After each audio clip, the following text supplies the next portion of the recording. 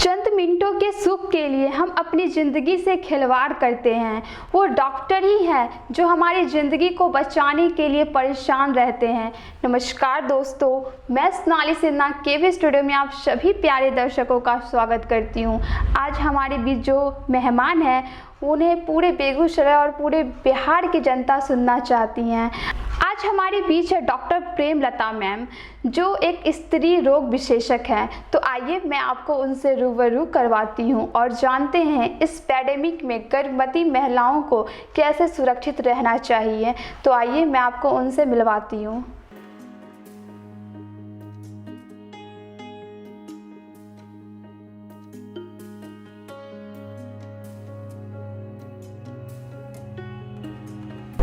नमस्कार मैम। नमस्कार। आपका केवी स्टूडियो में स्वागत है।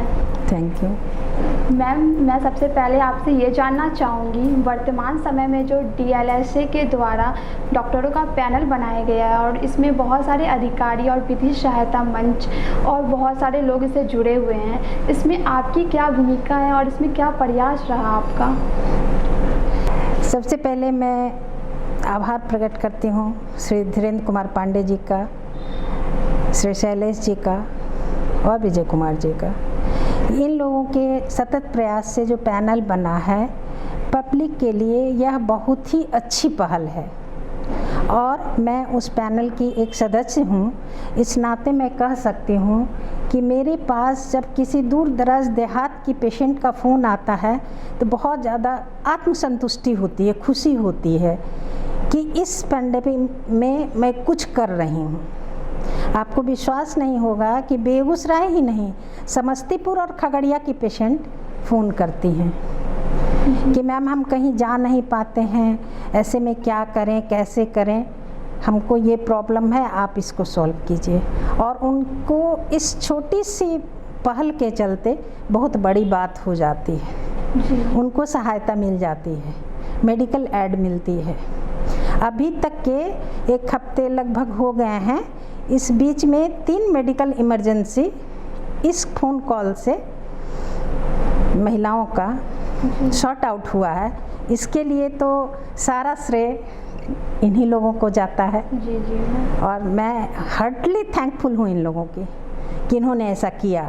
जी मैम। और पब्लिक का जिस किसी का भी भला होगा ज़रूर वो लोग इसके लिए थैंकफुल होंगे और उसका सारा श्रेय इन्हीं लोगों को जाता है। जी मैम, इसमें आपकी भी बहुत ही भूमिकाएं हैं। इस कोरोना काल में कुछ भी काम करना और अपने आप को सुरक्षित रह के दूसरों के लिए सोचना बहुत ही बड़ी बात है। नहीं देखिए, सोचना, डॉक्टर जब भी डॉक्टर हो जाते हैं ना तो अपने लिए कम, अपने परिवार के लिए कम, अपने पेशेंट के लिए ज़्यादा समर्पित हो जाते हैं। सोचना तो है, लेकिन चलने वाले से बहुत बड़ा हो जाता है रास्ता दिखाने वाला। तो विधिक प्राधिकार बहुत बड़ा हो गया हम लोगों को रास्ता दिखाने के लिए, पब्लिक को हम तक पहुंचाने के लिए और हम लोगों को पब्लिक के बीच पहुंचाने के लिए। जी मैम, मैं आपसे ये जानना चाहूँगी, क्या इस पैंडेमिक में गर्भवती महिलाएं सुरक्षित हैं और उन्हें क्या क्या सावधानियाँ बरतनी चाहिए? इस पैंडेमिक में कोई भी सुरक्षित नहीं है। जी। जो अपनी सुरक्षा खुद कर रहे हैं वही सुरक्षित हैं। जी। गर्भवती महिलाओं को भी जो इसका सामान्य प्रोटोकॉल है, घर से बाहर नहीं निकलना, प्राणायाम करना, मास्क का यूज़ करना, हैंड वाश का यूज़ करना, सैनिटाइज़र का यूज़ करना ज़रूरी है। जी। ऐसे भी गर्भवती महिलाओं को मैं श्वसन संबंधी जो प्राणायाम है इसको बताती हूँ कि उनको करना चाहिए। उनके लिए कुछ योगासन हैं जो करने से महिलाएं सीजर से बचती हैं, बच्चे का सही विकास होता है। तो सभी गर्भवती महिलाओं से मैं यह अपील करती हूँ, जो मेरे कांटेक्ट में भी आती हैं उनको भी मैं कहती हूँ कि आप सेफ रहें, घर से बाहर कहीं नहीं जाएं, घर में ही या घर के छत पे मास्क डाल के चहलकदमी करें। मॉर्निंग वॉक जो करनी है, इवनिंग वॉक जो करनी है, उसमें डबल मास्क लगा के घर की छत पे, घर के गार्डन में ही करें, बाहर नहीं जाना है। और हैंड सैनिटाइज़र, हैंड वाश इस सब का यूज़ करते रहना है। प्लस ब्रीदिंग का जो एक्सरसाइज है, यानी प्राणायाम, अनुलोम विलोम जो होता है या भ्रस्तिका है, उनको करना है। कपालभाति उनको नहीं करना है, उनको सिर्फ भ्रस्तिका और अनुलोम विलोम ही करना है। और रिच डाइट लें, ज़्यादा खाना नहीं खाएं, ताज़ा खाना, सुपाच्य खाना खाएं, घर में आराम से रहें। डॉक्टर की सलाह से जो एंटीनेटल केयर की दवाएं होती हैं उसको समय से लेती रहें तो सुरक्षित ही हैं, अन्यथा इसका उल्लंघन करने पर तो कोई भी असुरक्षित है। जी मैम, अगर कोरोना वायरस से संक्रमित हो जाते हैं तो ऐसे में क्या करना चाहिए? देखिए, किसी भी व्यक्ति को अभी तो जो स्थिति है इसमें ये ज़रूरी नहीं कि हमको खांसी सर्दी हो, बुखार हो। कोरोना का अभी बहुत ही मायावी रूप हम लोगों के सामने आ रहा है, इसलिए पब्लिक को मैं कहती हूँ कि अगर आपके पास कोई भी तकलीफ़ हो, बुन डायरिया हो रही है, वोमिटिंग हो रही है, तेज़ सर दर्द हो रहा है, पसली में दर्द हो रहा है, सांस की तकलीफ़ हो रही है या सर्दी खांसी है, बुखार है, तुरंत सबसे पहले जो नंबर आपके पास अवेलेबल है, डॉक्टर से आप संपर्क करें कि हमको क्या करना है। टेस्ट के लिए आप भेज दें, अपना सैंपल भेज दें और वेट नहीं करें कि मेरा रिपोर्ट क्या आता है, पॉजिटिव या नेगेटिव क्या आता है, इसका वेट नहीं करना है। सबसे पहली बात, सोशल डिस्टेंसिंग को मेंटेन करते हुए अपने आप को सुरक्षित कर लें। और शुरू के 6 दिन ही जो होते हैं वही स्प्रेड करते हैं। कोरोना का संक्रमण जो है व्यक्ति में अगर है तो शुरू के 6 दिन में ही अनेक लोगों को उपटा सकता है। इसलिए सबसे पहले लक्षण आने के बाद हमको पॉजिटिव रिजल्ट की प्रतीक्षा नहीं करनी है कि मेरा रिपोर्ट पॉजिटिव आएगा। हमको सबसे पहले आइसोलेशन में चले जाना है। ताज़ा खाना, हल्का खाना, लिक्विड ज़्यादा लेना, भाप लेना, गार्गल करना, रेस्ट लेना और ब्रीदिंग का एक्सरसाइज करना, भरपूर नींद लेना और खुश रहना, ये ज़रूरी है। इतना करने के बाद आपके पास डॉक्टर्स हैं, उनका नंबर है, आप 1 2 3 किसी भी डॉक्टर को रिंग करके आप अपना सलाह लीजिए, आपको जो तकलीफ़ हो रही है। फिर आपका रिपोर्ट आता है, उसके आधार पर आप आगे की प्रक्रिया जो है होगी। जी मैम। और मैम, जो कोरोना से संक्रमित लोग हैं वो कब तक घर पर अपना इलाज करें और कब हॉस्पिटल जाके उन्हें इलाज कराना चाहिए? देखिए, मैंने अभी बोला कि 6 दिन, जी, तो 6 दिन का इंक्यूबेशन पीरियड होता है। इस 6 दिन में हो सकता है कि आपको एक बार बुखार आया, तीखा सर दर्द हुआ, फिर छूट गया। जी, तो इसको कभी इग्नोर नहीं करना है। इस 6 दिन तक अगर आइसोलेट होके हम रहते हैं तो बहुत कुछ बिगड़ता नहीं है। और ये सब जो है इस प्रोटोकॉल को मेंटेन करना है। 6ठे दिन 7वें दिन अगर फीवर आता है या ब्रीदिंग की प्रॉब्लम होती है, तुरंत डॉक्टर से कंसल्ट करके दवाइयाँ स्टार्ट कर देनी हैं। अगर उसके बाद भी हर घर में, मैं तो कहती हूँ कि जैसे कोरोना आया पिछले साल, तो हर घर के बजट में 3 चीज़ें ऐड हो गई हैं, हैंड वाश, हैंड सैनिटाइज़र और मास्क। इसी तरह मैं अपील करती हूँ पब्लिक को कि आप एक छोटा सा गैजेट रखिए अपने घर में, पल्स ऑक्सीमीटर, बहुत महंगा चीज़ नहीं है, अब हर घर में मोबाइल है। इसी तरह पल्स ऑक्सीमीटर हर घर में होना चाहिए। अगर आप संक्रमित हैं, नहीं हैं, दिन में 4 बार लगा के अगर उसको देखते रहिएगा तो उससे कुछ बिगड़ने वाला नहीं है। बट आपका अगर ऑक्सीजन लेवल डाउन होता है तो आपको अर्ली पता चलता है। अर्ली पता चलने से अगर हम डॉक्टर जानेंगे कि आपको ऑक्सीजन की कमी हो रही है तो आप डॉक्टर के यहाँ जाइएगा, आप कंसल्ट कीजिएगा, तो हो सकता है अर्ली स्टेज में आपका ट्रीटमेंट चले तो आप सही हो जाइएगा। तो ऑक्सीमीटर जो है, ऑक्सीजन लेवल का पता होना, जैसे ही आपको कफिंग होती है या ये होता है तो आपको एक्सरे करवाना है, फिर उससे भी ज़्यादा है तो सीटी स्कैन करवाना है।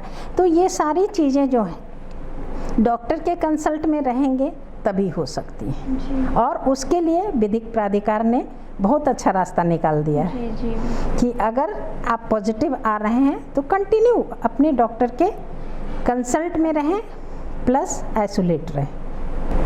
मैम, जो ये बर्थ कंट्रोल के कितने तरीके हैं और महिलाओं के लिए सबसे बेहतर तरीका कौन सा है? बर्थ कंट्रोल का बहुत सा तरीका है। ओरल पिल लेना है जी। उसके बाद इंजेक्शन है, फिर आपको कॉपर टी है, मल्टीलोड जो भी है डिवाइस है, intrauterine contraceptive device plus condom है। तो हर तरह से सुरक्षित अगर सोचिएगा तो महिलाओं के लिए पर डे ओरल लेना सुरक्षित है। बट कभी कभी क्या होता है कि वो घरेलू वर्कलोड के चलते मिस करती हैं, मिस करने के चलते उनका पीरियड मिस हो जाता है। जैसे ओरल पिल है जी। ओरल पिल को लेने के बाद वो भी कहीं से हानिकारक नहीं है। बट क्या होता है कि जो हमारी घरेलू महिलाएं हैं कभी कभी ओरल पिल लेना भूल जाती हैं, उससे उनका पीरियड मिस करता है, इर्रेगुलर हो जाता है। तो उसका एक ये हो गया। कुछ महिलाओं में उससे वज़न बढ़ जाता है। दो उसके साइड इफ़ेक्ट्स हैं। इंजेक्टेबल जो कंट्रासेप्टिव है उसका बहुत अच्छा हम लोग परफॉर्मेंस अपने एरिया में नहीं देख रहे हैं जी। कुछ महिलाओं का कंप्लेन, बहुत ज़्यादा महिलाओं का कंप्लेन आता है कि उनका पीरियड गड़बड़ हो गया है। अब तीसरा नंबर है इंट्रायूटेराइन डिवाइस, यानी सिंपल भाषा में जिसको कॉपर टी कहते हैं, मल्टीलोड कहते हैं। वह अगर सही समय से सही ढंग से लगाया जाए तो मेरी समझ से वो बहुत अच्छी चीज़ है। सही समय पे लगाना और सही से उसको फिर रिमूव करवा लेना बहुत ज़्यादा सेफ़ है। वो 3 साल और 5 साल के लिए होता है, तो बहुत अच्छी चीज़ है। बट कुछ महिलाओं को है वेट लिफ्टिंग करती हैं या उस ढंग का कोई हैवी वर्क करती हैं तो उनको उससे थोड़ा सा प्रॉब्लम होती है। मीन्स ऑलरेडी 10% ज़्यादा हो जाता है जिनको डिवाइस लगा हुआ है। तो उस सब मायने में अगर सोचिएगा तो कंडोम सबसे सेफ और सबसे इजी है। बट उसके लिए मेल पार्टनर की सहमति ज़रूरी होती है। सबसे बाद में ये तो हो गया, और सबसे लास्ट ऑप्शन तो है टिबेक्टोमी, वेसेक्टोमी, जो फाइनली बर्थ कंट्रोल हो जाता है जी। लेकिन गैप के लिए यही 3 चीज़ें।